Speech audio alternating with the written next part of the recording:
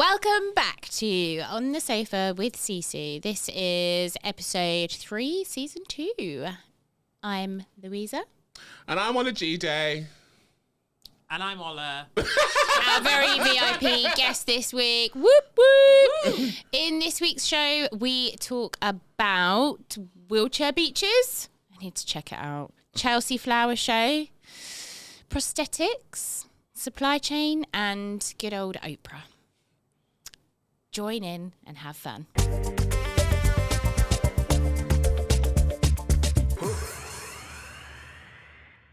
Hello. Hello. We're back. Oh, God. Another week, another poddy, another episode. We're just like regulars. It's like wild. It's wild to me. Yeah, like once a week. But it's wild that we're podcasters. I introduce myself now when people say, what do you do? I'm like, so I am an equality, inclusion and wellbeing disruptor. And I'm a podcaster. I love that. I should put that on my CV. Yeah, you should. Anyway, how was your week? It was very nice, thank you. Did a little yoga and breathing video, didn't I? You did. Although it was supposed to be very zen, it ended up being a little stressful. It was beyond stressful. But we got there in the end. It was still a nice experience to do it and to be asked to do it. Yeah, that was fun. Yeah. Other than that, my week's been pretty coasting. Yeah, my week's been coasting along. Why coasting? Because I don't feel like I've really done much, to be honest. I've just been pottering around the house, putting things away. But you sorted out your house still. Yeah, pretty much, yeah. I just need my plants, need to get my plants out. I'm desperate for them now. I am El Desperado for my plants. And the funny thing is, the plants on the outside are going absolutely wild. They are. Oh yeah, Sean said you got a gardener coming. I have next week, yeah. Oh, that's good. I have, yeah. But also, actually, my uncle just said that he would do it for me as well. So I've got options. Oh, does he want to come and cut down our tree in our garden? I don't know if it's the tree. If he's a tree surgeon, he's just coming to mow the lawn. Oh, okay. Fair enough. And your week, Ola G-Day, how have you been? My week has been good. I went go-karting, which I've go-karted I think once before, years ago, and I remember it being a sweaty ordeal. And yeah, it was a sweaty ordeal yet again. It was warm day. There was no air in this place, and I was put on this bloody jumpsuit. I had to squeeze myself into the biggest size that they had. Why does no one cater for big boys? Like, it beats me. It really beats me. Anyway, I put this jumpsuit on, and I then can't sit down because it's so tight. And so obviously, so I get into the car. They're like, you need to sit down slowly into the seat, and so I try and sit down slowly into the seat. And as I sit down, my whole suit just pops open. That is brilliant. That was my first issue. The second issue was obviously my hair, and I knew it was going to. Did you have to wear a helmet? Yeah, so I knew the hair was going to be an issue. So when I got there, I was like, is it possible that I don't have to wear a helmet because I don't really know what's going to happen with my hair? Chance. And they were like, no, you need to wear a hairnet and a helmet. Yeah, a hairnet. So I was like, okay. And it takes me I'm not used to having long hair. So it takes me quite a long time to put my hair up. Like to put it into like a messy bun, it takes ages. So they were like, you need to take you're probably going to need to take your bun down. I was like, oh, no, it's fine. Put the hairnet on, squeeze the thing on, and it just wouldn't fit on my head. I was literally dripping with sweat. And I was like, no, it's fine. It's fine. And pulling it down. Oh my God, this is quite possibly like the worst activity for you to do. Anyway, I eventually take my hair down and put it in a ponytail, and then put the helmet on. But the biggest helmet they had still didn't fit my head. So like my mouth, so that, you know, like how the helmet's got like a gap for your eyes, and then like you're supposed to be able to fit your mouth through there as well. Yeah. My mouth was basically on the bit that's like covered, so my mouth was pressed up and going the helmet like this the whole time. That sounds really comfortable. quite fun. And anyway, actually was a really, really fun afternoon of racing. And I didn't think I was going to be that good, but I actually was pretty good. I think it's because I'm quite aggressive with it. But I did it with Turtle Bay, and Nick, the CEO, was with us. And at one point, I literally drove straight into him and barged him into the side, and he spun around, and then I barged into him again. I thought you were supposed to like overtake. Yeah, it's not meant to be contact. It's the bumper cars, babe. No. And then I get a yellow flag telling me to stop bumping, and I was literally like, anyway, I'm driving around because once you bump someone, it means that you can get past them, and they're not going to pass you for a little while. Anyway, then I get to the last lap, and Nick comes behind me and does it even worse. He literally bumps me so hard, I literally spun around. And everyone's going, "Whoa, Nick!" And I was like, "How dare he? He is the CEO. Oh my He gosh. cannot do this to me." So I'm literally Double standards. I'm driving like literally behind him like this, going, "You fucking idiot!" Wow. It got really aggressive. Anyway, I came fourth. After all that. Out of 22 people, Oh, okay. That's not bad. I came Yeah. fourth because you do like heats. And you do like 15 heats. Okay. And after all the heats, the top 8 people race, and I was the top 8, and then I came fourth out the top 8. So I was like, Don't you remember Nice. when you decided to do a little bit of go-karting with Maisie at the soft play? oh my god. And you sat on the back of her car. She was literally chugging around the thing like that. And even then he was like pushing it along. Put your foot down. But it was a child's thing, so it Why wasn't- were you on it? She was only about 2. Yeah, I wasn't. Oh, Anyway, okay. so that was that. That was really fun. What else have I done this week? I went to Italy. Yes, you did. I went to Italy. yes. I went to Italy for one of my really close friends' wedding. Bless them. Having a destination wedding, obviously you go to Italy, somewhere like Italy, for the weather, Yes. the vibes. It rained every day. It was grey. It was rainy. It was miserable. But the wedding wow. was gorgeous. The venue they had it at would have been gorgeous if it was outside, but it was still gorgeous inside. Bride and groom. I mean, it was like being at a celebrity wedding. They had 4 camera people. Why? They wanted I mean, pictures. why not? Why not? They wanted pictures for the gram. They had so many photographers. It felt like I was at a celebrity wedding. But it was gorgeous. But what was funny about this wedding was that I went with my parents, and it was a traditional Nigerian sort of affair. There was actually probably only 30 young people there. And the rest of the really? other wow. 100 people that were at the wedding were aunties and uncles. Wow. And so when we got there, the aunties and uncles rushed to sit at the front, and then and so we're then sat at the back. And I said to my mum, I went, if this was my wedding and I turned around and I looked into the audience to see who's at the front of the like when I'm getting married and I see people that I don't even know, I would be really pissed off. Would you tell them to move back? Yes, I'd be like, you need to get to the back, and my friends that we've been friends for years need to be at the front so they can actually witness me getting married. In that scenario, I think you just have to put out reserved signs, wouldn't you? Yeah. You put Yeah. reserved on the Yeah. chairs. Yeah, you'd have to. There's people standing up at the back and everything, like all the young people and standing up at the back. It was a gorgeous wedding, but I just found it really funny. And then obviously, every time I picked up a drink, my mum and dad would literally like scowling at me, and like I did shots of vodka at the table before dinner, and my mum literally turned around and was like, "Are you okay?"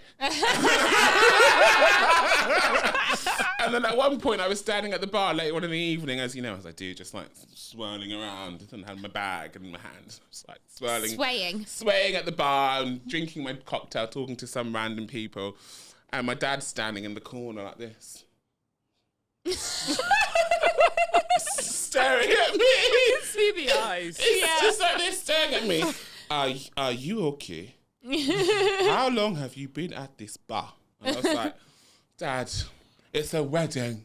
We're meant to have fun. So the next morning when we woke up, mum and dad were like, you drank an awful lot. You must have a headache. And I said, no, I'm fine, actually. Absolutely fine. Had to pretend. Oh. Had to pretend I was fine. I was like, no. Absolutely fine. Let's go for breakfast. Oh. But yeah, lovely time in Italy. It was lovely being away with my mum and dad. They gave me so much jokes, and we had so many great DMs, like deep and meaningful conversations. So yeah, very wholesome I'm week. really glad that you enjoyed your time. I know away with my them. manifestation worked, people. Yes. Woo, woo, woo, woo, woo. Yeah. Anyway, we've got a very special guest with us today. Who beat Did we the have? VIP? Who beat the VIP? It's me. Add jingle here, peeps. Add jingle here. So our special guest today is Ola, none other than Ola. Ola is female independent powerhouse, has been a champion of SISU since conception.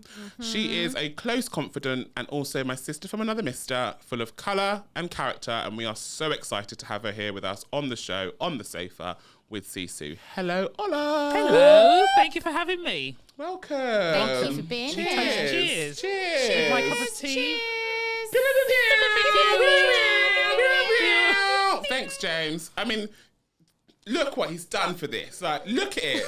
Look at it. James pulling out the big guns. Pulling out the big guns. How are you? I'm good. I'm excited to be here. This is my first time on a podcast.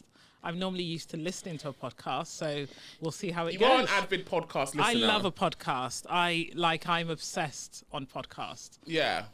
But What do you like about podcasts? I think it's just a really nice way to learn. So I've recently got into funny podcasts because I used to be obsessed with Brene Brown and now she's chosen not to do podcasts anymore. I'm heartbroken. She's coming back. I think she's going to come back. So I just think it's a really nice way to learn. It's a nice way to listen to other people's conversations, and you take a lot away from podcasts. Yeah. And with funny podcasts, and I just think it's also a nice way to laugh. I love Gossip Confessions with Candice, and I find myself, you're listening to it on the train and you're like, I cannot burst out laughing because sometimes you're listening to it, it's so hilarious. Oh, I do that on the train all the time, and I just start laughing. And You do, but then you don't want to look like a bad person, so you're just like, and sometimes you have to stop it and just be like, I have to listen to this later. So I just like, it's just a lovely way to find out new things, to laugh, to entertain, and to learn. So Is that when you tend to listen to them on the train, or do you ever listen to them at home? sometimes I listen to them at home, but most of the time it's on the commute. But I think sometimes, like on a Saturday, if you were like potting around and doing stuff, like Yeah. I have it on my Alexa Like cooking? across the house. Yeah. And then you just kind of put it on Yeah. and listen to it. So Closet Confessions is the podcast that I told So you about good. with Yeah. the girl that was here, Sorrel. No, I know, yeah. That's why I laughed. she's so I was like, hilarious. did you Did I tell you chasing her up the Did I road? tell you when I saw her here? you told me, I didn't, do they record? No, they don't record it here. No, do they don't record here, but Okay. basically she was on another one of James's amazing shows. Ah. And she was a guest, and she was driving along from like down the A41. okay. It was so And she was funny. next to us, and I said to Lou, I'm sure I recognise her from TikTok. And he was like, how can you recognise someone like In their car, in in their the car next You didn't lane actually behind meet her? us. from TikTok? Yeah. Oh, So anyway, wow. I was like, how weird. Anyway, so we drove further on, and she was going the same way as us, and I was like, maybe she's going to the same. No, maybe I she's- said to you, imagine if she's going Oh, to yeah. the studio. Yeah, imagine she's going to the studio. And I was like, that'd be weird. And we parked up round the corner, there. and she was also parked up, and I was like, she must be going to the studio. And we get here. bumped into her downstairs. Did you say, I love your podcast? I don't know. Or did I you- think were I you just just said shy? I think I just said I loved her. She's so I think funny. Lou actually is the one that threw me under the bus a bit. She was like, he loves you, or She's something so like No, that. funny. I said he bloody recognised you on the road. She's really, 'cause I didn't know her before the podcast. Oh, I know her from TikTok. Oh, do you? Yeah, Oh, I I'm knew not her on from TikTok, but then I Okay. saw her on the podcast. Ah, okay. Yeah, They're doing a live tour. They are. So- We must Shout out to Yeah, we Sorrel. must get Shout out to Sorrel. Sorrel and Candice. Candice. Candice Breathwaite, yeah. Right. Oh, yeah. Do you know her? Yeah. You know Yeah, her? on Instagram. Not like Oh. personally. Be like, when are we going round for dinner? I want to see her house. I feel like her house looks like amazing. It looks immaculate. Right, so we're going to do icebreaker. Okay. So, the icebreaker this week for us all. If you had to delete all but 3 apps from your smartphone, which ones would you keep? 3 apps. Oh, God, that's really hard. Yeah, I don't feel like I even use that many. Well, WhatsApp would count as an app. Yeah, WhatsApp Yeah. is going to be my first choice. WhatsApp, obviously, staying in contact with people. Mm-hmm. And you can call, voice note, and message on WhatsApp. probably my calendar, because that's quite important. Does that count as an app? I feel Yeah. like that shouldn't count as an app. That is an app. Really? Your calendar's an app. Everything on your phone is an Everything app. on your phone is an app. Oh, Ola. that's even harder. Yeah, I feel WhatsApp, my calendar, and Pinterest. Those are my 3 top used apps. Pinterest, really? Yeah. Interesting. Ola? I would say definitely WhatsApp, because you can still take pictures with WhatsApp. You can do Oh, everything yeah. on WhatsApp. I would say YouTube, Entertainment. or maybe Spotify. I love my Spotify Oh app. shit, yeah, Spotify's a good one. yeah. Spotify is one of listen to mine. that every day. I think maybe WhatsApp, YouTube, and Spotify, because I use Spotify every day. Mine would definitely be Spotify. I don't think I'd have WhatsApp. I actually find WhatsApp somewhat, I don't know. How would you keep in contact with your Yeah. loved ones? You wouldn't.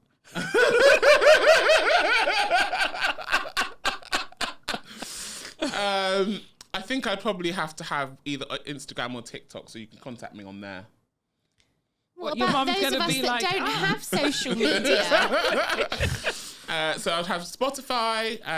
Okay, fine. I'll have WhatsApp. And then I also think I would have either my calendar or my calculator. Calculator. Or my notepad. I also like my notepad. I use my notepad all the time, like every day. The Yeah, but you notes can do app. that in Oh, I also WhatsApp. want my bank details. I like my bank app. Sorry, my banking I do app. like my banking Actually, let's app go as start from well. the beginning. Spotify, banking app, What do you use your banking app for? calendar. And I like to know how much money I have Oh, in my every account. day I check my banking app. I don't bother checking. Oh, no, every day. I like check to mine. know how much money I have. I like to stay joyous, thanks. every now and again I go in and go, I've got a little bit more than I thought I have. I put £10 into my savings. God, that sounds depressing. It is. But money makes the world go round, unfortunately. Okay, fine. That was a little icebreaker. It was quite fun though, because when I wrote it, I was thinking, oh, this is quite a tough one. Like, It's a hard question. apps. Your phone has become more and more of like your everyday like everything, life. It's got yeah. everything on it, and actually, there's nothing on there that I wouldn't want to not have, apart from maybe Instagram. I do feel like I need to like wean myself off the Instagram and the TikTok, and I'm going to make a conscious effort about it after summer. Why after delete it? Because We're going to Mykonos and he wants to gram okay. yeah. Mykonos is coming, and then, or maybe I'll do it next year because I'm also going to Marrakesh for Christmas, and that's Well, going to yeah, be exactly. so Are you going much. to delete it it. permanently? What is it they or used just- to call Facebook? Bragbook. No, Brag- it's like Yeah, is it what they call Bragster. it? Bragster. Bragster? Is that what originally? No, it's that's just- what people that's started what calling this- it, because basically that's what Oh, people use okay. social media Because for. all it's for is for people to show off what they're doing in their life. I mean, Ola doesn't use it for I that. don't post. Sure, Ola doesn't on- post a single thing. I wouldn't even know how to I don't post. actually think you've ever posted. I've never posted. I don't know how to post. I think I posted once accidentally on Facebook years ago, because I joined Facebook probably like when it was coming out of fashion. Yeah. And only because I joined a running group, and that was the only way they put the events on. So it was like, okay, I joined Facebook grudgingly. And even Instagram. I think I joined Instagram through the pandemic. You did, yeah. Yeah. So And you fast became quite addicted to it. I did I deleted it. But you're good at it though, because you'll I have a deleted break. it, and then I deleted it for the first 2 months of the year. Yeah. And just been like, it's enough. Had a detox. I always say that I need it for work. That's my excuse. That's your excuse. And then I've also limit the number of people I follow. So I've got it down to 70 people. I don't need to follow more than that. 70? Yeah, I don't need more than that. Wow. Some people are under review. Yes. The other day, Ola said she's trying to get rid of her how many people she's following. She went, I might have to unfollow you all. And I was like, what? Surely we'll be the people that you want to keep. No, it wasn't you because you post, but it's like there's no point in people following me, is there? I'm No. never going to post anything. I mean, So why I are you do following? follow you. Yeah, but why are you following me? There's no don't- like, and my same with my nothing to sister. see I follow here. her because I feel obligated to follow But her. Aya but doesn't, she Aya doesn't post. post anything. She, So she it's does just sometimes post on her stories. Like The once most a random, year. the most Yeah. random things she'll post. Yeah. So why follow people if they don't? I have no intention of ever posting. Yeah. Fair enough. Fair So, enough. Right. yeah. Let's get on to word on the street. What's the word on the street? Word on the street. Word on the street. Word on the street. street. Word on the street. Insert here.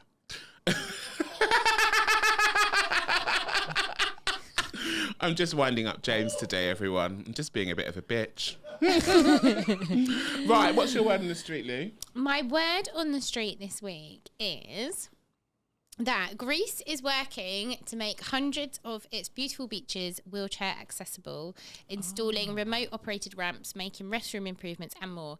The ramp project, which is being designed by Greek company C-Track, will be installed at 287 beaches across the country. Wow. So far, the improvements have already been installed at more than 140 beaches. If you get a chance, you should have a little Google of it and take a look at the pickies, because it is amazing. And to me, like, this is what screams inclusivity, because, you know, everyone deserves the right to be able to enjoy the beach and go on holiday and enjoy the sea. And this chair literally takes the person down the track and into the sea.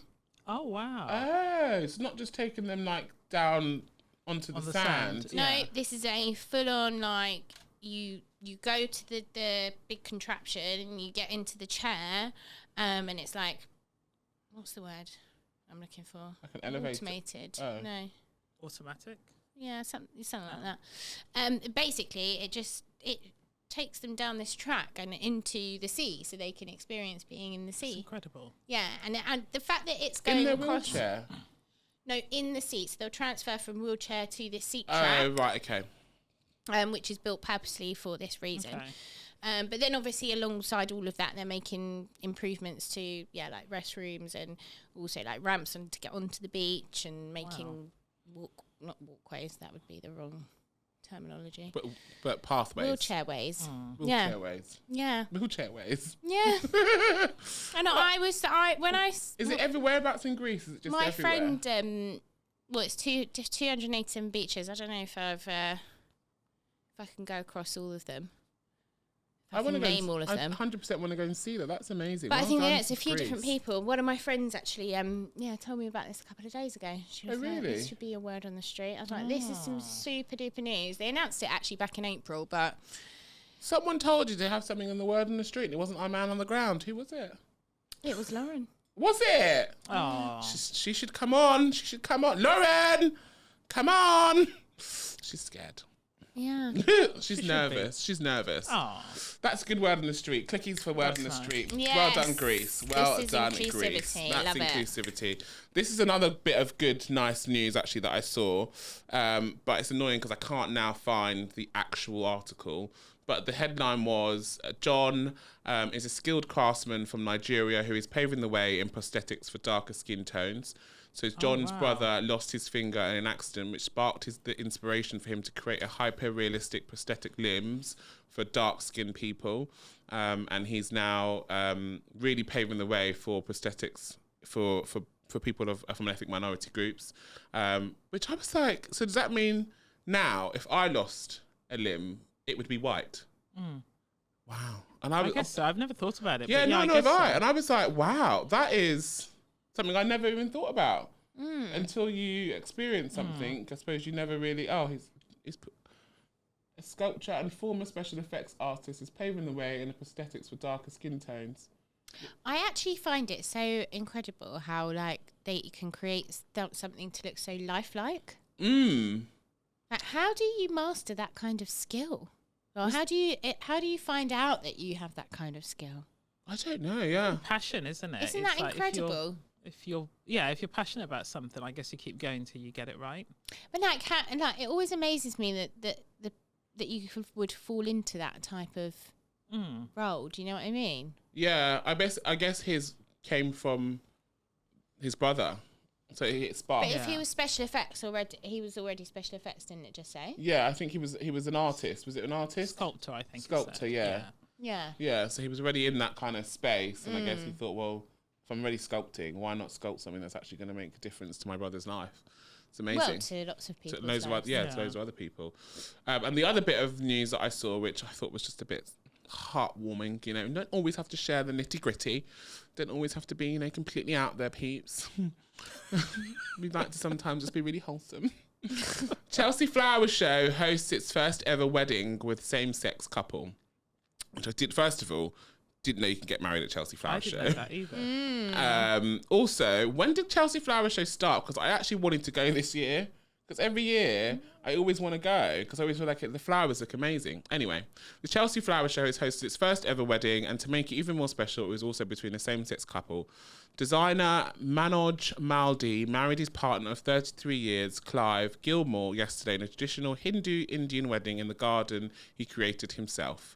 Manoj, who is presenter of BBC's Your Garden Made Perfect and Channel 4's Garden of the Year, told the Evening Standard that RHS has been amazing. If I had to do all the wedding organisations as well as the garden build, I would have been a broken man.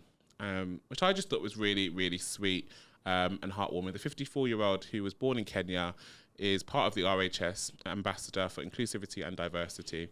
He said it took us 18 years to get engaged, but in our minds, we've always been married to each other. Today, we're making it more official. The ceremony was the first in its event's 110-year history and was held on the first day of the show. Oh, that's beautiful. That is very sweet. Oh, the garden show, the Chelsea Flower Show, is still on until the 27th of May, which is... Oh, okay. So did he get like a special treatment because he's part of a group? Like, would anyone be able to get married at the Chelsea Flower Show? There she goes. Well, it said it was the first time. Yeah, I think. But he's part of the. He's connected. RHS. So he's in the Royal Horticultural Society Ambassador for Inclusivity and Diversity. So I guess he's part of it. So it's made it slightly easier. Me and you can't just go to RHS and be like, mate, we want to get married. I've got my license. You know what I mean? We want to get married. Oh, but look, it just looks so beautiful. colourful and so beautiful. And I was just like, that's really sweet. Oh, that's stunning. It is stunning. It's nice that they're bringing a bit of culture to the RHS. Yeah. Because the Chelsea Flower Show has been quite renowned for being quite middle class and white. Well, it is in Chelsea. Yeah. Yeah, I mean, there are other people that live in Chelsea, but Chelsea's made out to be quite an undiverse place. It's quite yeah, I think there's quite a lot nowadays. There's quite a lot more diversity in Chelsea than there used to be. Really? Whenever I walk around in Chelsea, I do see a lot more diversity. Are they might just be passing through Olajide. I was going to say, where is this Just resource? Yeah. What is this resource? I don't have any answers to that. Take a sip. Yeah.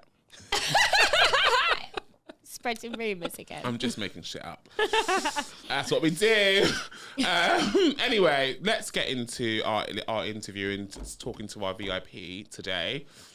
So we just want to learn a bit more about you. You've had an amazing, incredible career so far, and you're still climbing and changing the way every day. And every time I talk to you, I feel like it's just another inspirational conversation about what you're doing. So can you take us through your career journey so far? Like, who are you? What do you do? Where have you been? Who am I? Well, I think you said my name already. So I've always worked in supply chain. So most people are like, what is supply chain? Yeah. And the best way to describe it is when you go to a supermarket and you do your weekly shopping, or you go to a hospital and you go to the pharmacy, there is a whole team of supply chain people behind the scenes, whether it's manufacturing the products, whether it's the drivers that drive the products, or the people that plan it. That is all supply chain, which is all about making sure that products are available when people want it. And there are different elements of supply chain. So you can work with products, you can work with services, but it all kind of works to ensure that when customers want something, that it's there. And I think through COVID as well, that's when we really started to hear the word supply chain, when there was suddenly no toilet roll, for example, because everybody wanted toilet roll. And, you know, for me, I used to look after tea back then. And again, it's like, you know, as a team, a supply chain team, you're there being like, okay, so what are people going to buy? People are suddenly at home drinking a lot more tea. How do we know what they're going to drink? So again, there's a whole supply chain team that's working behind the scenes trying to figure out what are we actually going to sell, at what point do you then the sales drop and all that sort of stuff. So I work in supply chain, and I've worked in different parts of supply chain. How do you actually determine that? Is that through like collecting data of like online sales and things like that? It is. So you're looking at history. You're looking at history, what's happened. You're trying to predict the future. So it's you know, what's your growth year on year, for example. So you're looking forecasting. At do you have new customers and what are they going to take? So there is a whole team, and sometimes there is an element of crystal ball, because things like the COVID, no one could predict that. But ultimately, if you're working looking after toilet roll, you know that we're not using more toilet roll. like we're just hoarding toilet roll because for some reason. Well, that's what I was thinking think, in the toilet roll right now. I was like, well, surely people aren't using the toilet more. People aren't using more toilet roll. So I think if you're working in supply chain, what you're then trying to anticipate, at some point people are going to be like, well, I don't need to hoard it. Therefore I will use. So at some point it's going to drop. And that's where it's hard because it's like, how do you anticipate that drop? The drop, when's it going to come? Because at the end of the day, you don't want to be sitting on lots of stock because that's also money that's tied up. So sometimes, I mean, the reality is a forecast is always wrong. It's just how wrong it's going to be. So that's kind of what we do behind the scenes. James is clearly loving the conversation. So James has had some experience in this. Yeah, James is like, last time I went to buy toilet roll, it wasn't any other shop. And I think my career started. So I went to De Montfort Uni, and I think most people fall into supply chain. So part of my degree was you had to do a year's placement, and my career started. I did a year's placement in this. It was a very old-fashioned engineering company, and I remember my first day. You walk onto the shop floor. And it was a company that made pipes for aerospace. So when you go on a plane, the engine, we would make pipes for the engines and brakes for cars and stuff like that. And I remember walking onto the shop floor, and supply chain is quite male-dominated, and just kind of walking through the factory and literally calendars of naked women with everything. And they're not like calendars that people have brought in, they're calendars with companies. So, you know, like you might get a pen from a supplier. Like a sponsored. Like, hilarious. You get a calendar of a naked woman. And I think I would have been about 20. And before that, I'd only ever worked like, in restaurants, like waitressing and stuff like that, which is very different. And I think when you're a student, you live a very sheltered, even at uni, you lead a very sheltered life, don't you? So you kind of walk in and being like, wow, I mean, like everything was on show. And that was kind of my first experience of work. And even then I wouldn't have said, oh, this is supply chain or this is I just remember being like, oh, it's fun here. And even back then, I remember there used to be a guy, like one of the managers every time, because there weren't a lot of women there. So every time he walked past, he'd always pat me on the bum and I'd be like, please don't do that. It makes me uncomfortable. And he'd just so be out like, of order, wouldn't it? Oh. And I, every time I did it, I'd say, please stop. And then one day I just kicked him between the legs. He stopped after that. Did you? Yeah, just because it was just a reflex. Brilliant. You just like, I think I was just standing at reception talking to the receptionist, and then he walked past and did his, and my reflexes were because after a while, you're just like, I've asked you several times. Yeah. And yeah, he stopped after Ran out of patience. I wish more people did that. Sorry? I kind of wish more people did that, but like had the confidence to be able to just be like, well, if I asked you, and I'm gonna, if you're gonna violate me, I'm gonna violate you. Yeah, you've asked. You don't be having any more kids. Maybe he didn't. So that was kind of like my first foray into work, and I think even after I graduated, I don't know if I necessarily knew that I wanted a career in supply chain. But what I love about supply chain is the physicality of it. So whether you walk into a warehouse or a factory, there is something, or you walk into a store, there is something about knowing, oh, I've done a good job because I can see the product, or the lines are running, or the products are going out. So I'm quite results orientated. So I love the physicality of it, and I think if you like problem solving as well, because a lot of the time you're trying to anticipate what's going to go wrong, so that you catch it before it goes wrong. It's all about planning, both in the short term and the long term. So that's what if you don't catch it before it goes wrong, though? Sometimes do you not you feel don't. like, you do, and then you have to pick yourself back up, and you figure it out. It's not I think as long as you know that, okay, we've tried to anticipate, because there's always going to be things that happen outside of your control. So I think it's about you've got to have the skill set that is able to plan for the long term, for the things that you know and you can see. And then you're also able to firefight for when things go wrong, that is out of your control, so that you can fix it. So I think you're kind of constantly juggling. You must have to be super organised to be doing this. Yeah, I think you kind of know, and I think after, you get, it comes with experience, doesn't it? Where you're kind of like, okay, so what happened last year? Like, what's going to happen again? So you anticipate, and sometimes things go better than you expect, and other times it's like, oh, okay, this has gone wrong. I was going to swear there. This has gone wrong, so we will catch it. But no, I love what I do, and every part of my career has always been different parts of supply chain, whether that's logistics Oh, or manufacturing, or planning or project management as well. And I think I've been really lucky to work with some really amazing, like I love working with product. There's nothing like working with a brand that you're passionate about, whether that's a food brand or I would always say to people, like, go and work in food because, you know, it moves really quickly. You've got some incredible, there's nothing like seeing a product that you know you've had a hand in making. So Yeah. Supply chain is one of those things where people talk to me about it and I'm just like, what is it? Yeah, I don't really. You know what I mean? Like, I don't understand what do you do? Like, what's your day to day? Like, because I remember we used to have a supply chain person at GBK, and I'd sit there and I'd feel like he didn't have much to do. Really? But he obviously did. But you know when you're like, all you have to do is just make sure that the food gets to the restaurant on time and each restaurant gets their orders. And in my eyes, that's what I thought. I think it's slightly more complicated. But that's what everyone always thinks. I think supply chain's got that kind of, I guess, stereotype of, you know, they don't really know. No one ever really knows what supply chain really involves because it's not something you really learn much about at any point in your career. I think I've always viewed supply chain as like a bit of a headless chicken kind of department, to be quite honest.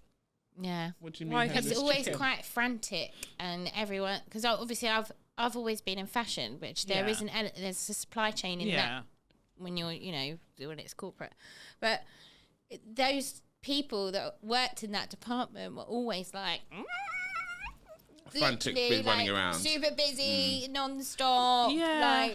I think there's an element for me whilst you have that. So one of the things I like with my teams is I always talk about find the rhythm because I think there are the things that every day the same things happen. So, you know, if you're delivering to a store, for example, or like every day it's like, okay, we always deliver to that store on a Monday. So you can anticipate that. You should plan for that. I think the headless chicken, and I'd hope it's not so much of a headless chicken, is then when things go wrong. So for me, my job as a leader is not to be a headless chicken because it doesn't serve anyone. If my team see me panicking, it serves no purpose. And I always think as a supply chain leader, your job is to provide that firm, consistent and calm, okay, we've got a problem, okay, let's sit down, let's talk about it, and then we put a plan. Our job is to fix it. That's a not good to leader. kind of run. Yeah, because I always think like, and I remember there was someone in my team, and I think there was once, and she turned around and she's like, why don't you shout?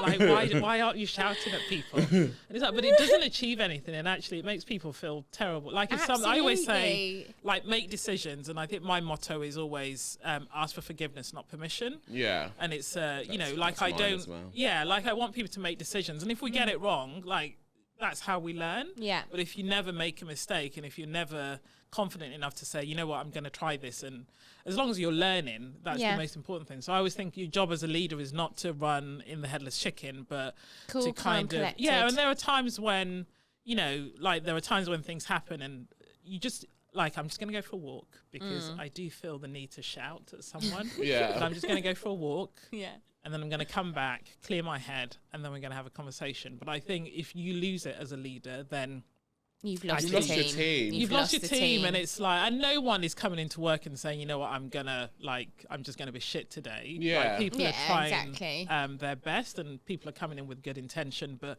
there are times when like it's just a bit much for people. So I think you've got to give people grace, but you've also, I think for me, it's always, I don't shy away from the tough conversations. It's like I will face into the tough conversations, but you handle it with compassion. Because there is a person behind that's going to go home and just be like, oh my God, like your words as a leader is heavier than if you're talking to a peer, because like it really resonates with people. So I think just that setting that good example. Yeah, because you're a role model. Is really important. Yeah, absolutely. So I'm guessing, you know, your career has taken you, you know, you've worked in various different businesses and you've probably faced various different challenges. What would you say those challenges or barriers were as a woman, as a person of colour? I'm very often, especially at the start of my career, the only woman or one of like few women around the table. So you'll always find there's always a woman in HR if you're lucky. There's always a woman in HR. You know, and then it's very rare to see other women in supply chain. And I think, like, it's quite sad. There's not a lot of people of colour in supply chain that I've worked with or that I've experienced, and that's included working for, you know, global brands in my career, where you're sat there and it's like, I don't see a lot of diversity here. I've certainly not worked with lots of black women, especially at senior levels, that you can look up to. So I think that's something that, you know, it's how do we bring more diversity into supply chain? It's just not, it's not a career, because people generally don't know what supply chain is when you're in school and they're talking about careers, like sales and marketing and lawyers and doctors. It's always the no same one's kind of shit, saying, isn't it? one's kind of saying, actually, supply chain is a great career. So I think for me, it can feel very lonely, because there's a lot of masculine energy around the table, like when you're sat in meetings, and where it's just the testosterone is on high alert. And I remember I worked for a DIY company a very, very long time ago, and we used to do something called the trade show, where we would go and we'd introduce products to stores, like products we were going to launch for Christmas. And I remember going into this event, and it was just like, it was dirty everywhere. And I remember the guys, but it's manly. Like, it's really, like, they literally deliberately got sawdust to put all over. And I'm just like, but it's really messy.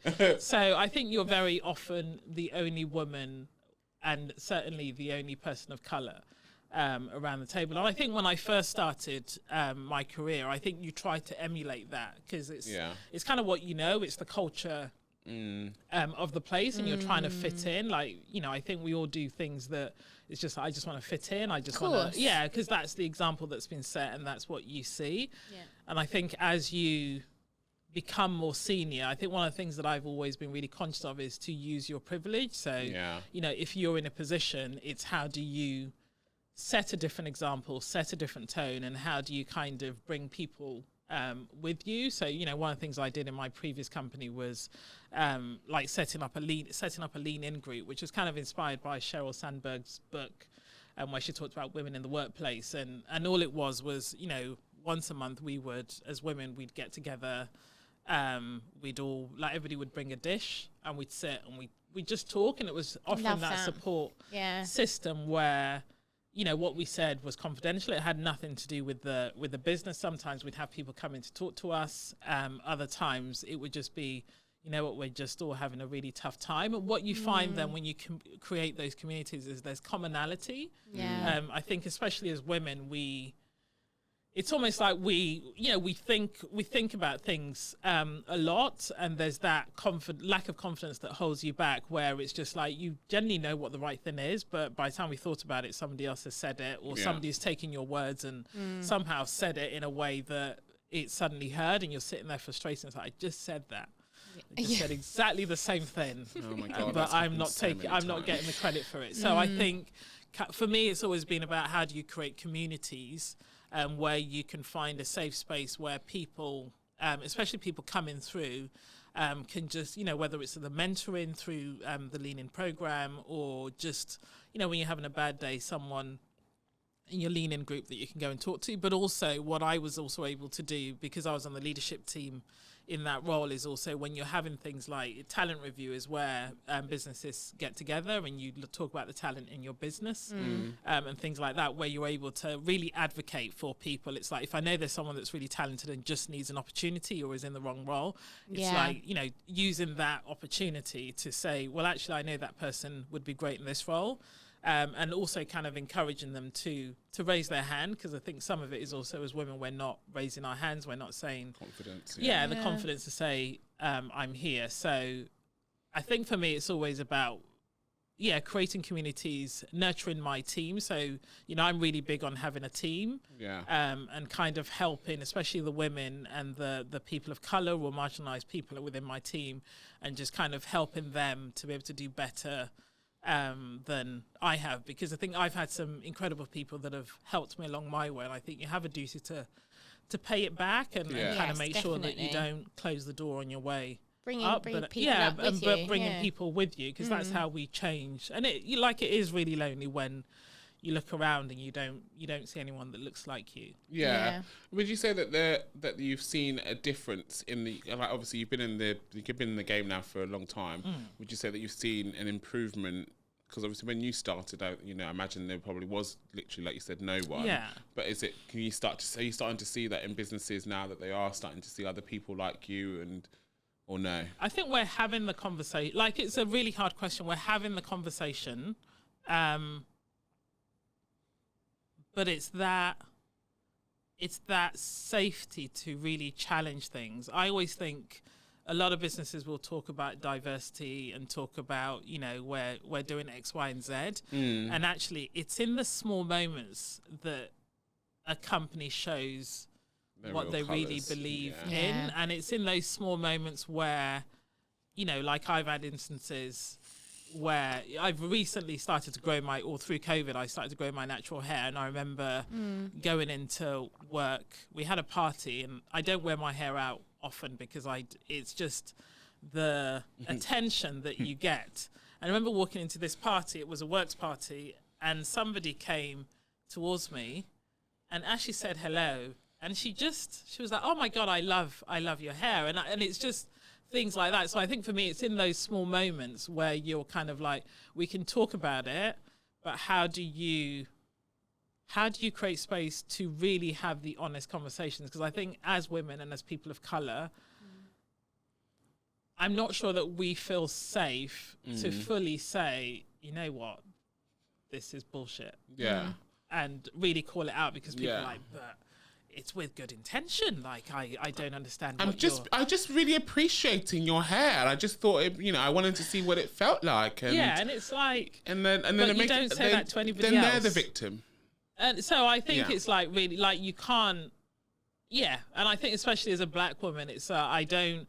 You know, it's very easy for black women to be labelled as, oh, but, you know, black women are angry and stuff like that. So I think there is still that careful line that you have to tread. So I want to say things are better, but it's just not, it's not good enough. Like, I'm not surrounded by lots of incredible, like, people of colour where I've worked, where, you know, we've got loads and loads and loads of people. Like, I still don't see the diversity. I still don't see people really thinking about what will it take to really push the balance where we have true diversity, and how do we sit? Because there's an element where you have to sit in discomfort, because some of these things are really hard.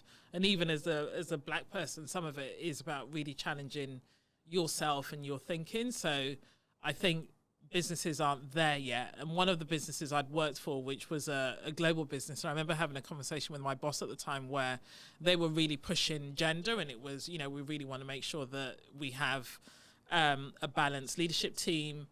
And they would be really bold as to, okay, when we're advertising for roles, we want 50-50 CVs. So we want to, you know, we're not just going to put up with but the women just aren't there. Yeah. And it's like when you start to push that, that's where you start to realize, oh, okay, these are, you know, you can hold out. Like, if you're really serious about, you know, balancing things, then you just say, yeah, we're not gonna, you know, we're not gonna fill that role. So I think for me, that was really incredible to see. And I had our supply chain director at the time was a woman, and she was really big on bringing women into supply chain. So I think, again, that really inspired me to kind of be like, you know, we have a responsibility. But it was nice seeing a global brand like that really talk about women, and also having specific development courses for women that they thought would go on to be leaders, you know, in terms of how to really unlock that potential. So I think I'd like to see more businesses put their money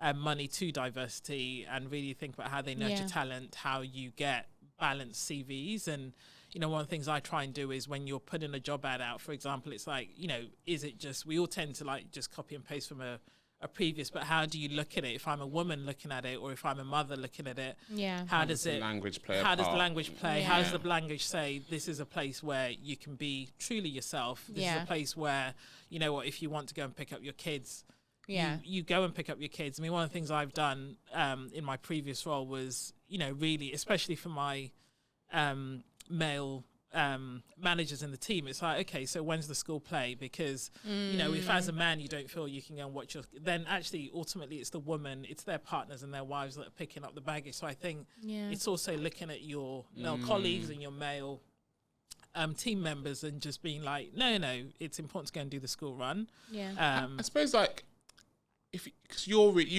obviously extremely well versed and educated in this space because you've come at it from your own lived experiences, and so that's also opened your eyes to be a bit more empathetic about other people's experiences. I guess for people that don't have any experience or don't have any, basically people that don't have a clue what to do or where to start, what would your suggestion? Like, what would you? I think that's a cop-out, really. Because I could say I don't have any children, so I could just be like, I'm going to put meetings in when I know you've got to pick your kids up. Yeah. And I'm just going to make it really uncomfortable for you when you say, but I've got a school play. So I think it's a cop-out for people to say, well, but I just don't. It's like, you know, we live in a world where we have information overload. And I think there is a just basic things like empathy and just respect and thinking outside of yourself. You don't need a degree just to be a decent human being. I mean, you know what it's like out there on the streets. People just pretend that, and it is a cop out. People do, but people will sit there and be like, "Oh, I don't know." But if you want to know, you can find out. You can, yes. You can find out. You can read. You can listen to podcasts. You can join a group. You can chat to people. Yeah, you can. Don't chat to black people and say, "What's it like and how can I help you?" But like, you can find out your own. The best is when they say, information. No, but I mean just about want to help anything, all though. the black people. I just really want to uplift them all. Oh God, I've had that. Yeah. Don't do that, pre people. George Floyd, we had in. But if you want to go up to single mums or parents or anything like that, they're happy to chat about that sort of stuff. So do it. I think it's just be a decent person, and I think it's so much. It's easy for us to say. I think for some other. I'm not giving people the leeway to cop out. But I'm saying what I'm trying to get at. I think is that, you know, as a business, you're sitting there going, we want to learn more about our people, but actually the people aren't telling us enough about them for us to be able to learn. And I think a lot of companies are finding now that they want to do better, but the people in the company aren't telling them enough. Because you haven't made it safe for you to, like, why would I go and, because you said you want to, and it goes back to those small moments, because you've said we're listening and we really want to help. It's if you haven't created a safe environment, because what I'm looking for is, I hear you, but I'm looking for you to demonstrate that in the small moments and in the everyday. And if in the everyday you make a decision, or if I come to you and say, well, so-and-so touched my hair, and you're just like, oh, okay, I'm sorry about that, and you don't do anything about it, then that shows. So you can't ask people to trust you and to be vulnerable if you haven't made it safe. And I think you've got to, and it's not even in the small moments on diversity issues. I think it's in the small moments as to how you manage when, you know, conversations that are inappropriate are going on. Like, are you laughing and just being like, or are you saying, actually, that's not the right conversation? I think if you create a safe space, then people will talk to you. But at the same time, you don't need to go and talk to every black person to, like, I just think there's so much on YouTube, there's so much on Instagram. You know, I think especially through COVID, where people were having the conversations. There are so many books out there as well that kind of describes whether it's the black experience of women, experience of, you know, systematically marginalized communities. I just think, you don't just read and learn about it. Don't kind of wait for someone to do the heavy lifting. I think it's in the small moments as well, isn't it? When you're like, to be able to build trust with your people and create that safe environment, as you were saying, it's in those little moments that, you know, if somebody's coming to you, like if you're a manager or a senior leader and you've got a team member that's coming to you with their aspirations and their, you know, goals and something that they might want to work on or something, that in those moments you can really start to build that trust that creates the safe environment. As at the same time, it doesn't have to be like company-wide communications. It's those little moments that actually really make a big difference. And it for takes people. everybody as well, because I think Everybody. sometimes we tend to look at leaders and it's like, Yeah. well, it's like, there's an element where it's top down, but it's also like everybody has a responsibility Yeah. to drive the culture of the business, to make it inclusive, to make it diverse. You know, when you're recruiting for a role, like the easy thing is just to, you know, look for someone that looks like you, and that it's like, oh, he plays golf, I play golf, like this is going to be great, like he's going to be great hit it addition off. for my it's like, we go to the same places, and it's and I think I can't remember who talks about it, or whether it's research which shows actually teams with diversity are much more successful, because it's in those moments of disagreement or conflict, like healthy conflict, where you actually make better decisions than, you know, if Olajide and I were here and we were just like, oh yeah, let's do that. And it's like, yeah, I think that's a good idea. It's like, we haven't, because we have the same viewpoint, maybe we haven't really explored other people, different, other opinions, or other ways of approaching the problem. So I think the more diverse businesses tend to do better. I think there was also a piece of research that came out recently. I think it was looking at female CEOs in Americas versus male CEOs, and actually the companies led by female CEOs were much more successful than male. So I just think. So I just think the diversity of thoughts, the diversity of, you know, different backgrounds. I heard a story when I first started my career, which was so a consultant came in and they were talking about diversity and inclusion, and they said apparently, I think it was Nike, as I've been corrected by somebody at work. It's like, it's Nike, not Nike. I heard you say Nike. I say Nike, but the right way to, after seeing the film Air, it's like, it's actually Nike. I haven't seen it. And it was only when Nike had a female executive on their leadership team that they decided to do matching like tops and leggings for women. Like before that, no one had thought that was a thing. It was just like, you just make what? You just really? you just make I separates. did not know that. And then No cowards for girls. Well, because it's never been done, and you know, and then when a woman joined their leadership team, wild, and she was like, isn't it? just do co-ods. And Yeah. like, and then it, you know, it's Literally successful. about having a different perspective, and a different voice into the conversation means that you're opening up creativity, you're opening up, and commercially, like it's a no-brainer. Like it brings more money, into the business. So 100%. I can't. Yeah. Can you imagine not having wild co-ods? to think. Just be like, well, I feel like we didn't always have co-ods. No, I have only think been around 10 COVID blew co-ods up, didn't it? Yeah. Because everyone just wanted like a look little nice in the lounge gym, set. don't you? And- and and- Oh my Yeah. god, I've got my eyes on a Savage Fenty one, and it's amazing. Honestly, God. it's so nice. It's like a little all-in-one co-ord, ah, like a onesie basically, but it's not a onesie. You don't need one of those. It's not a onesie, but it looks like a one. It'll be like the go-karting all over again. it will. No, because A I'll get it onesie. to actually fit my actual body. Does it come with a hood? It has a hood, yeah. Ah, but that's the hood quite that cute. goes out like off the shoulder type thing. I think onesies are only okay in the house. I would never wear a onesie. Yeah. Never. What? You're not thinking about wearing it outside? No, I would never wear a onesie. I'd never buy Oh, one. okay. That's too much clothing for me. We've gone from co-ord to onesie. They're very Yeah. different things. Okay, let's go back to the questions. I feel like I'm going to be attacked. What would you like to see improve? I guess in the world of supply chain, and I guess you've spoken quite a lot about representation from a female perspective and from a ethnic minority perspective. Would that be the thing that you think needs to change moving in the next 5-10 years? And if so, like how would you go about starting that change? I guess. I think. I mean, I do that in every. What's 5 to 10 years. It just seems like an awful long It's time. a long doesn't time. it? It's For, not a marathon. for change. It's not a sprint. It's a marathon. No, there's a difference between wanting something to change quicker than the actual work being a sprint and not being a marathon and not a sprint. You're right. It's not a sprint. It's a marathon. But it would be nice if it was a sprint. I know what you mean. I'm confused. It'd be nice if it changed quicker than Oh, it is. right, yeah. Yeah. I mean, yeah, obviously, we've been talking, I think people have been talking about diversity for yonks, and we're still where we are. Since the start of time. Yeah, we're still here. I mean, the word diversity must have been around years ago, right? So, Yeah, we really should be talking about inclusion over anything. yeah. But I guess for me, it's like, well, how?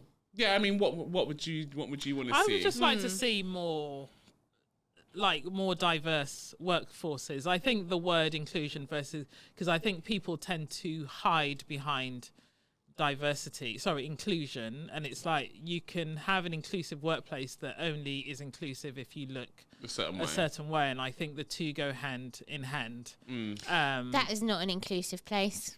But if you're all the same, if you're all the same, because it's those marginalised voices that are never, like when you do employee engagement surveys and a business that, let's say, is 99 or even 90% European, and then they ask the question about, is this an inclusive and diverse place? And everybody says, yes, I just feel like I can be myself. It's like, well, of course, because 90% of the people that work here look like you. And because there's so many people in the 90%, the voice of the 10% kind of gets drowned out. So when you're looking at improvement plans, you're like, we don't have a problem. Yes, we could do with a bit more, colour around the table, but we don't really have a problem because if you look at our engagement survey, it's everything is perfect. I actually had this conversation. That is complete naivety, isn't it? I had this conversation with someone not long ago, and they have a business that on paper is, extremely inclusive, and everyone feels like they have a sense of belonging. And recent surveys have told them that. And everyone is the environment and the space is lovely. If you go in there, you think, oh, this is a really nice place to work. But they all are very similar in terms of their education, in terms of where they all live, in terms of what they look like. Yeah. Very similar. And actually, the person that I was speaking to was from a different ethnic background, went into this space and was like, it is really inclusive and you do have a sense of belonging if you look like everyone else. Yeah. And then as soon as you start to listen to some of the conversations that were happening around the break room or when they go out for drinks, you start to realise that some of the things that people were saying actually were not inclusive to other people that didn't look like them. Like what? Just in terms... Just try not to give the company Well, I'm just saying, give an example for the listeners so that it's clear what you're saying. It's just the way you said it that made me laugh. Like what? So I think the person was saying about how they were talking about people from certain areas being basically hood or being street because they looked a certain way.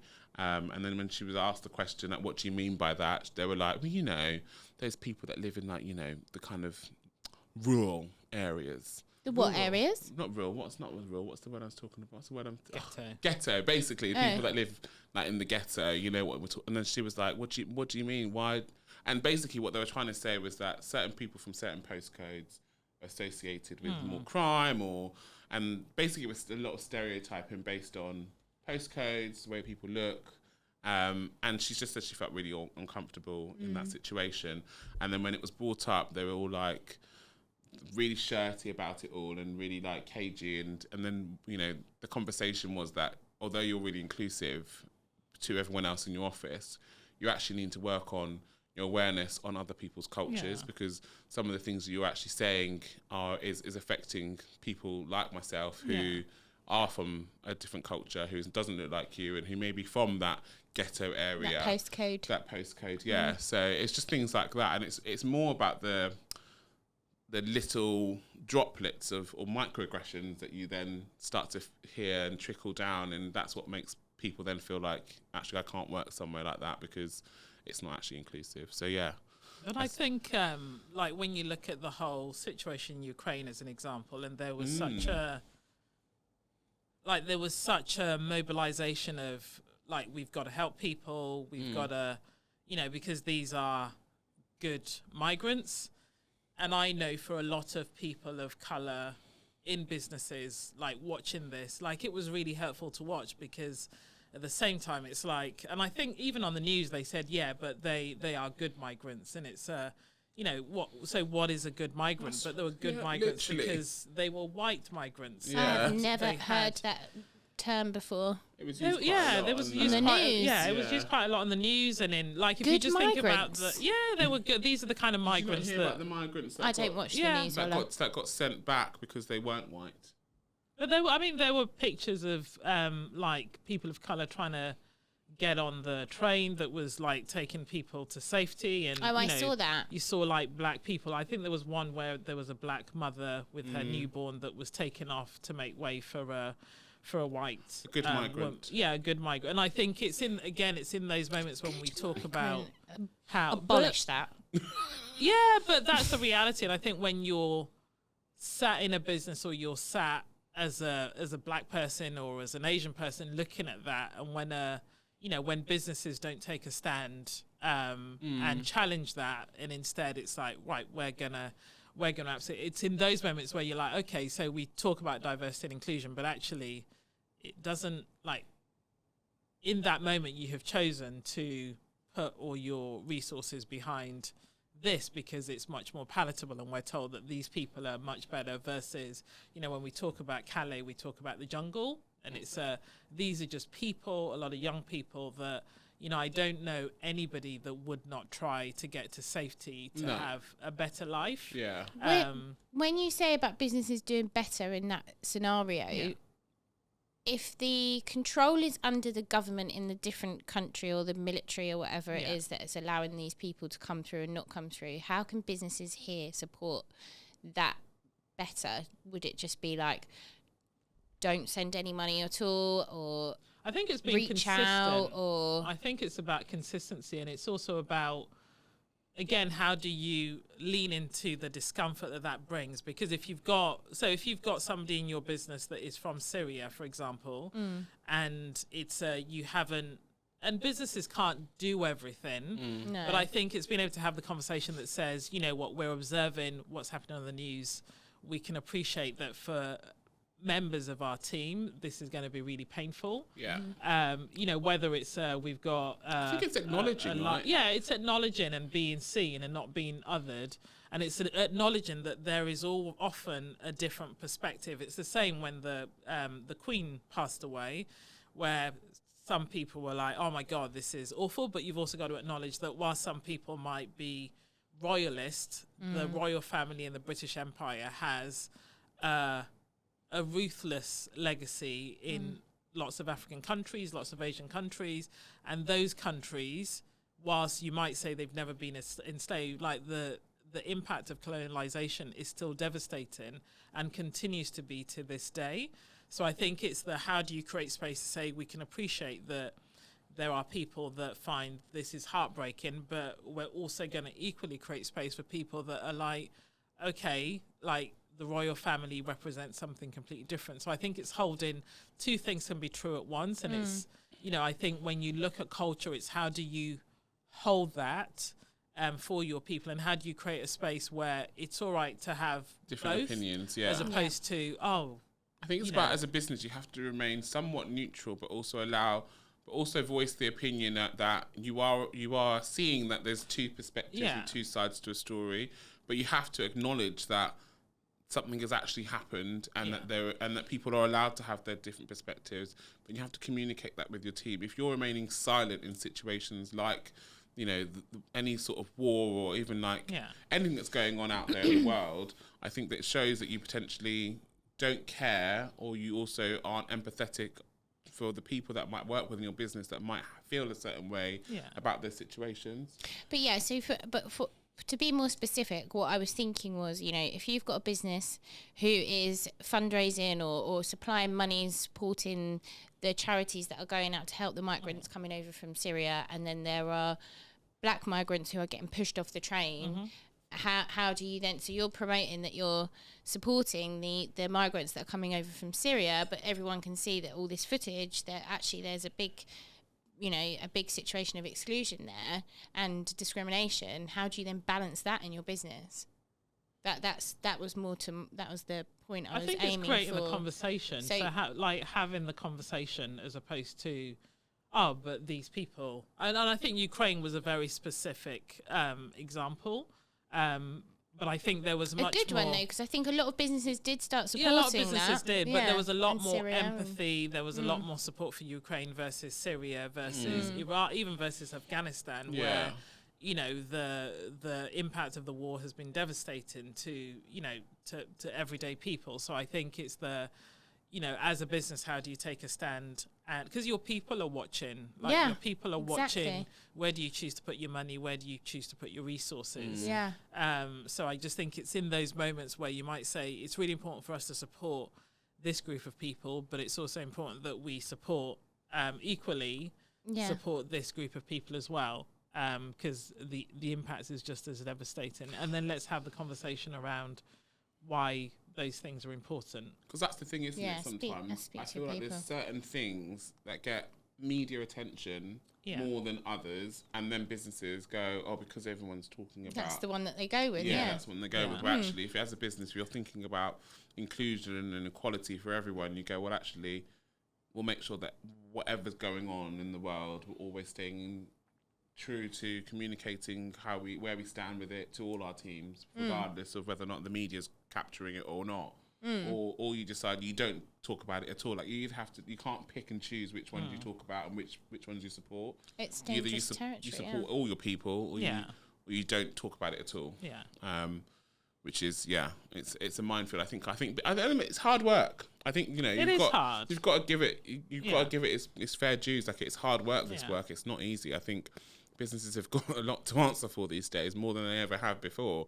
Businesses have more power. I think if we look at where power is held in, businesses can change culture. They can influence. They have such a reach. And I think especially the younger generation are looking for businesses with purpose. It's no longer enough just to say we're going to create great products. I don't know what the generation coming up behind are called, but I just think they're much more... I don't know what they're called either. No, they're just much more informed. They're much more focused and driven. If you look at movements on climate, for example, and stuff like that, I just think it's exciting to see young people coming up behind us, because I think they will hopefully sort out the mess that generations have created. So, I am optimistic about the younger generation that's coming up behind us, and I think businesses will have to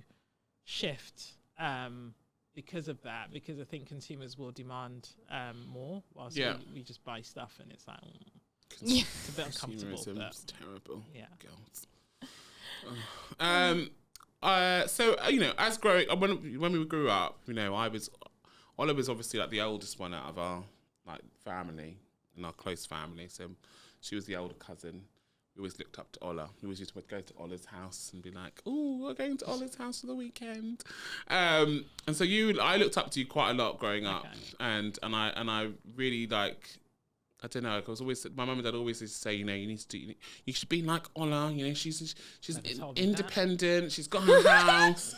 Look at her. Is that news to you? It's news to me. They'll never tell you that to your face. The compliments don't come that easily. No. So I always looked up to you. But who did you look up to? I guess when you were coming up in the world. Well, I looked up to Oprah when I was coming up in the world. Oh my God, I loved Oprah. It was just... What did you love about her? It's a family thing. She was just, doing what she wanted to do. If you think when I was growing up, I think 80s, 90s, you didn't have a lot of black women on TV. And just to have someone, I loved her. I loved the show, the Oprah Winfrey Show. And I think even as she's got older and she doesn't have the show anymore, she has continued to evolve. She has continued to be purposeful. So I used to love Oprah. I also was a bit of a bookworm as well. So I used to love reading Alice Walker, Rosa Guy, American authors where you would just get lost in the books. But I think growing up, it was probably Oprah. I think Whoopi as well. I remember being obsessed with Whoopi.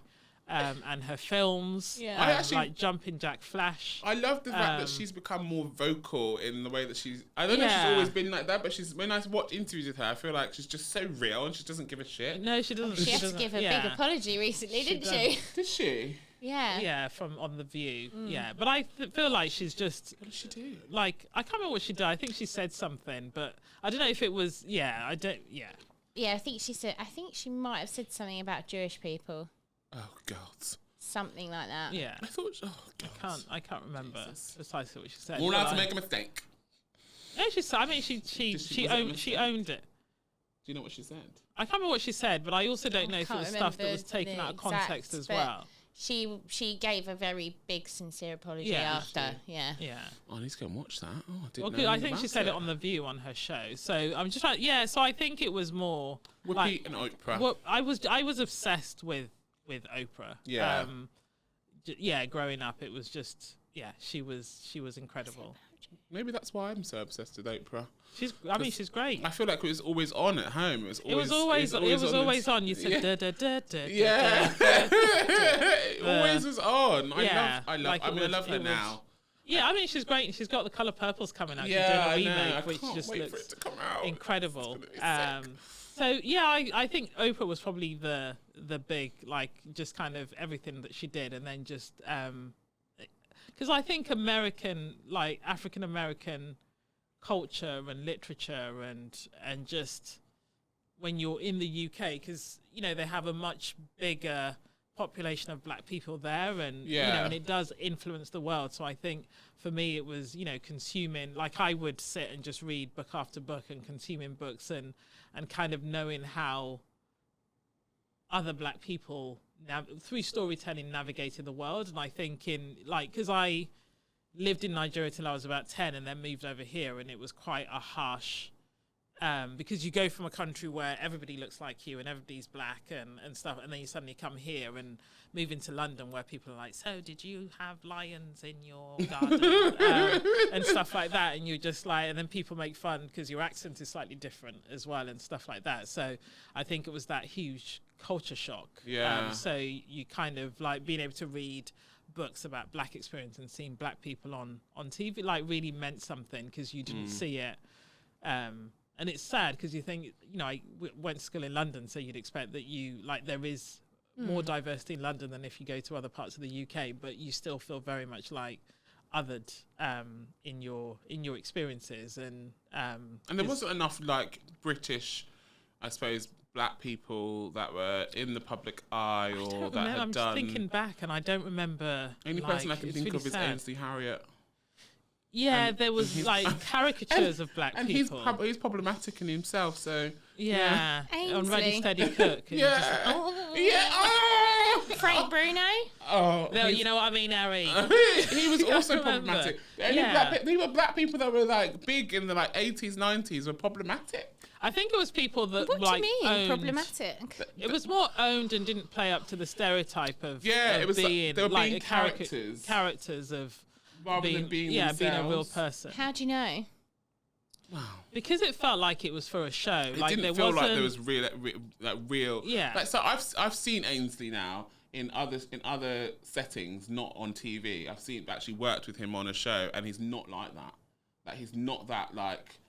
But if you see him, out in public, is he going to come up to you and go, "Oh, have you got your spices?" No, it wasn't. Do you know it wasn't I mean? in public. It was literally. He was at the BBC Good Food Show when I used to do that. And he was just in the meeting room, just chilled and just I don't know, he just felt like a completely different person. And that was the time when I woke up and I was like... You're extremely animated on this podcast, but you are not like that every single moment of your waking life. I'm animated constantly. No. He's very animated. But I sit at home with him and work, and he sits there in silence, quiet. You know what I mean? You just said you see him in a meeting room. I just think, but I think it was these things. Growing up, the media chose to portray black people in a very narrow way. So you had to be the happy, jovial black person that didn't have a care. So when you look at someone like Frank Bruno, who was, you know what I mean, Harry, you know what I mean, Harry, or you look at someone like Ainsley, it's just that caricature. Whilst when you look at someone like basically a joke, basically I'm just here to make you laugh. I'm non-threatening, I'm non-threatening. Whilst you look at Oprah, I can see Oprah in her shows having, she has celebrities on where it's a bit light versus she has people on that have done terrible things where she's much more not critical, but she's much more. So she's what about just Trisha?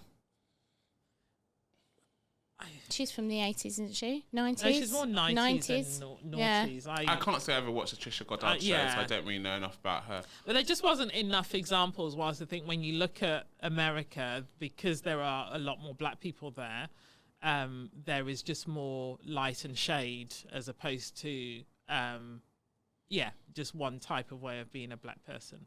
Characters. Absolute characters.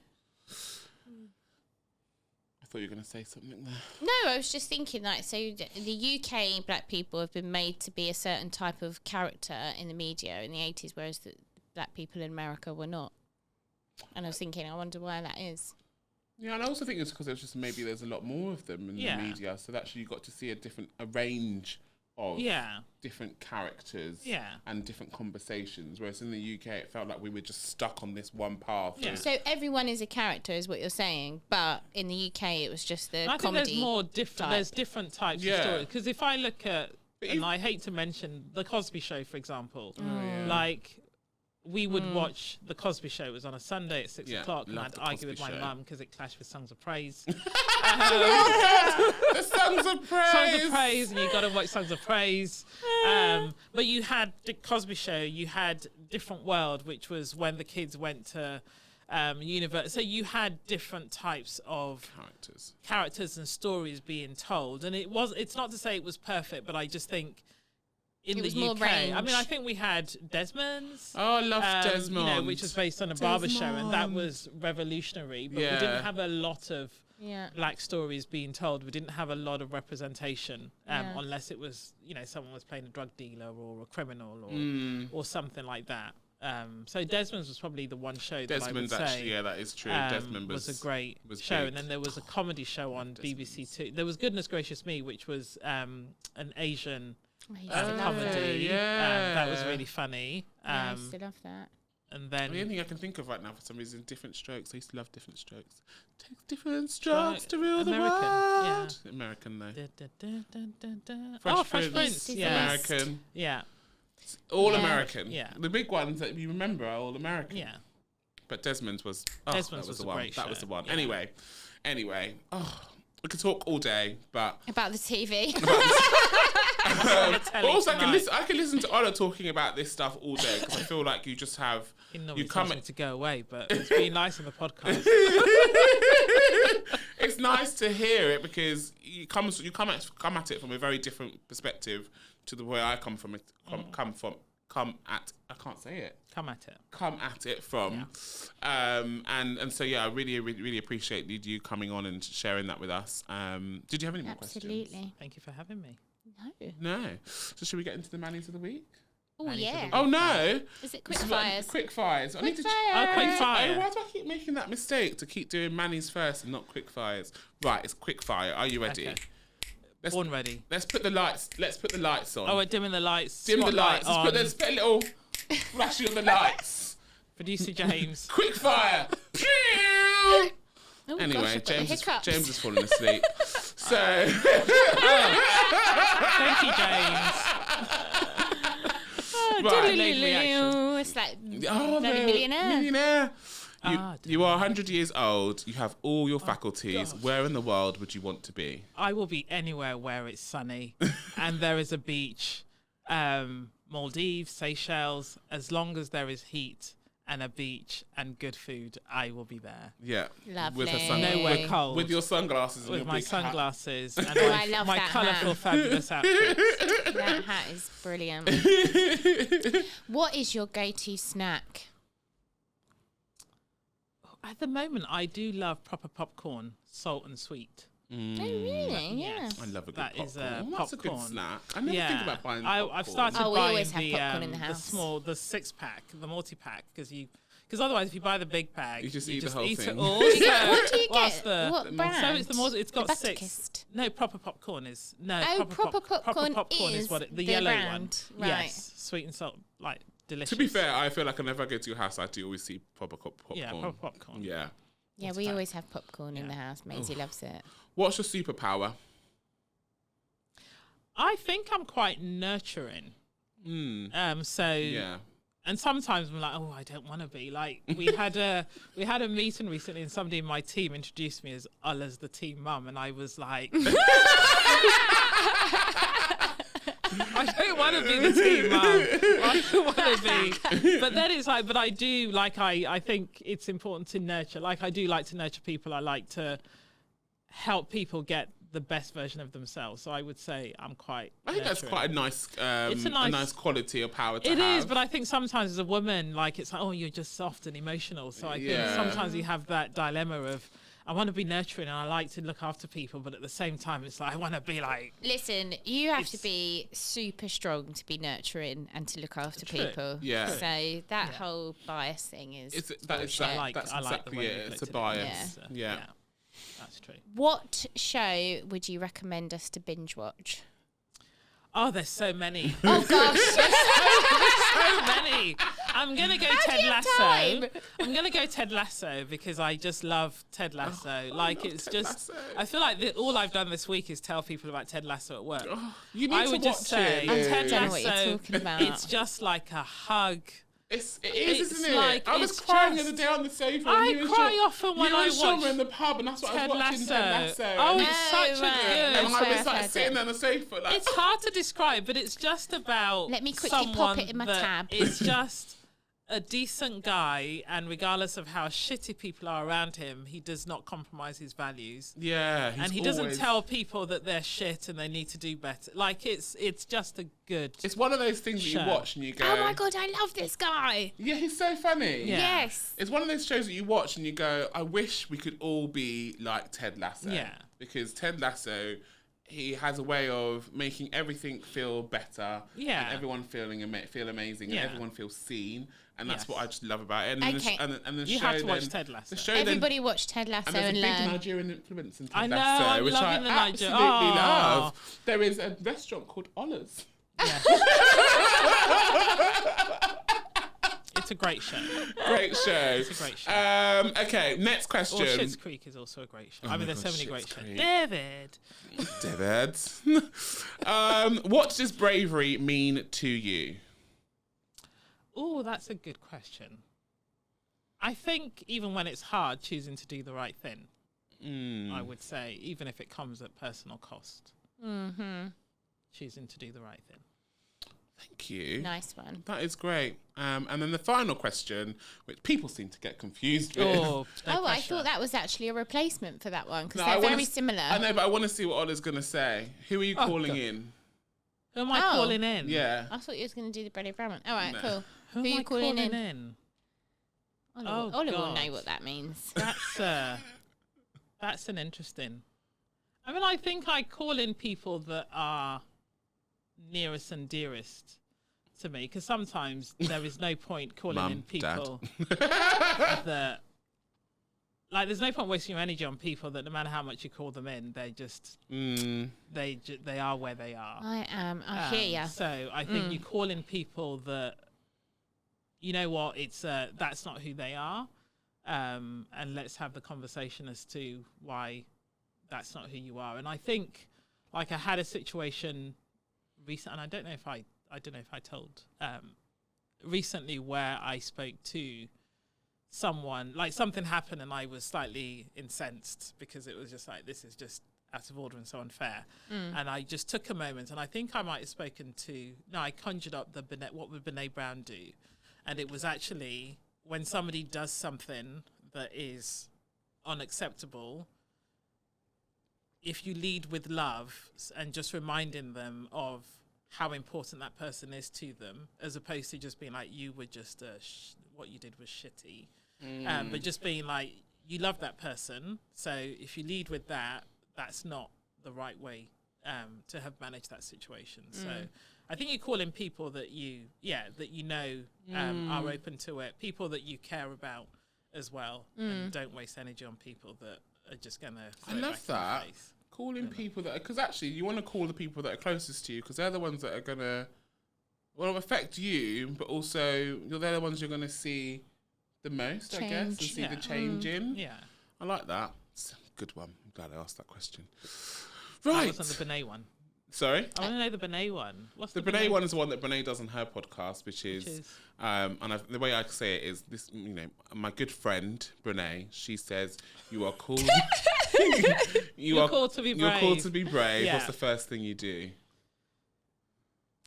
I think take a breath. That's what I say! Take a breath. Take a That's breath. where, like, the going for a walk. It's take a I breath. just need a moment. I've got to say, Ricky's was my favourite answer. What did he say? Slap someone. Yeah, he did say he would slap someone. I don't know if that's brave. No. But he was like, I'd give him, and then be brave. What, run away? You're called to that be might- brave. What's the first thing you do? Violence always helps. I thought think it was that so might funny. That's where his head escalate went. really quickly. It would. Yeah. Take a breath. Take a breath. I think take a breath and Take a just breath. because like your mind is racing when like you're faced with something difficult. So it's just take a breath and then But this is the thing. I feel like how many answers can there be to this question? No, there probably isn't loads of answers, but everyone's different though. Some Yeah. people are like, I don't know, I might call my mum, or Yeah. I might. It's just that Boring. there's so many different answers. I Yeah. don't want to give all the answers for our upcoming guests. Well, I But think there's no you know, right or wrong there's no answer, right or 'cause wrong it's answer. about what you would do. Yeah. No, there's no right or wrong answer. They just Interpretation. seem Yeah. quite limited. Right, let us get into our Mannies of the Week before we leave. Mannies of the Week? I've got no nails, I can't even tell. Oh, shit. When are you Oh, getting your I've never nails seen done? your nails. I've got no nails. Oh wow, good for you. No!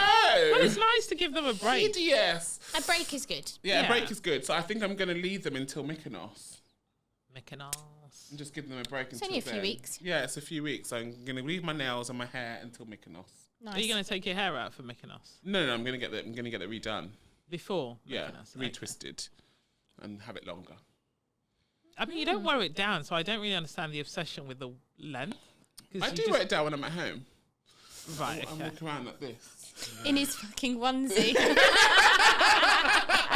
I like when it's down because I can go like this. Okay. And like, sometimes I go like this and I wear it to the side and I'm like. A comb over. I like it in the morning when I'm putting my hair on. If I go like this. Go.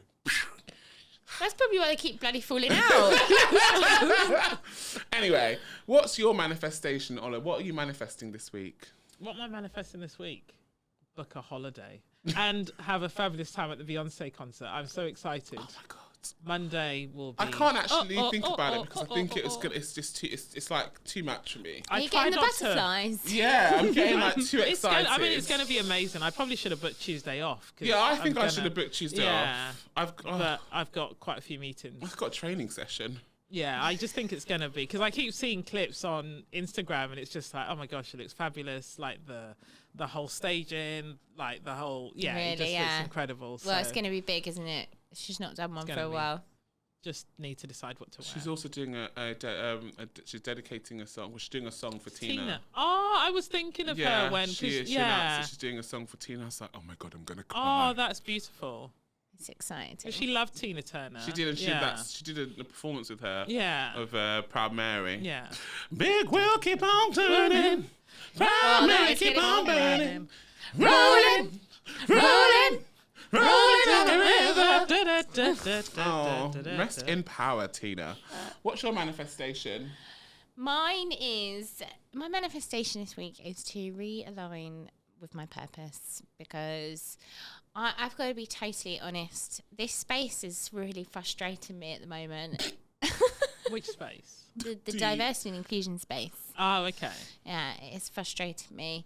So I need to recenter and realign and work out. It's a what is my hard space to be purpose. in. Like, I don't know how people do it, but it's a hard space to be in. It's taxing sometimes. Yeah. Do you know what? It is a hard space to be in, and the more I speak to other people in the space, the more I realise that it's not just me that's facing Yeah. the same issues. I was on a coaching call on Monday with Simon from Deaf Awareness. And he arranged for like a little coaching session with other people from other businesses that DEI leads, and we just Okay. talked about some of our pain points and just Yeah. bounced ideas off each other.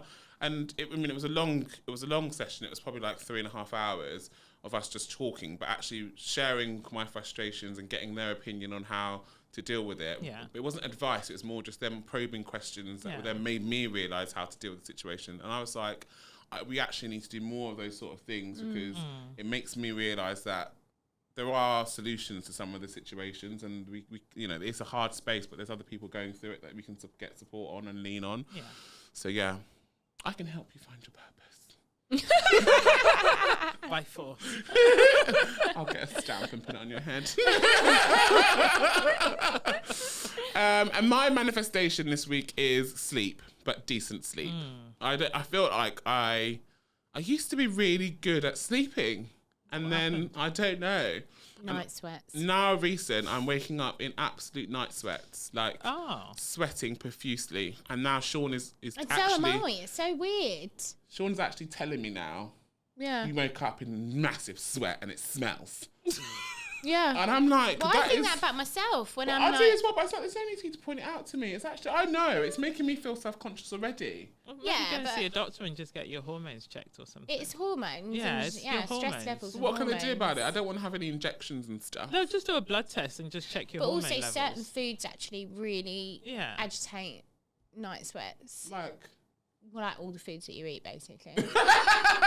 You're always trying to get me to change my diet. No, but it's the same as me. I'm the same. I'm trying It's to be probably more leafy. hormones. Yeah. Yeah, it's So I'm gonna work. I want to manifest good sleep. It's a long weekend coming up. I want to sleep. Although I don't feel like I'm gonna have much time for it, but I am gonna sleep. You won't. I won't sleep, but I'm gonna try. I'm gonna try and sleep. have an early night. I need to start not going on my phone before I go to bed. Oh, that is. We yeah, all need to do that. Yeah, I yeah, don't. yeah. we That's do. really good. Whatever. She's got other bad habits. Fucking Like drinking. sitting there with a halo on top of her head. Anyway, thank you so much, Ola, for joining us. Thank you for it has having been me. absolutely amazing. Hopefully you'll come back again once Happy to. you decide to come and join the SISU team. You can't afford it, It's but been when on- you can, I'll be there. It's been on the cards for a few times, and we've discussed it.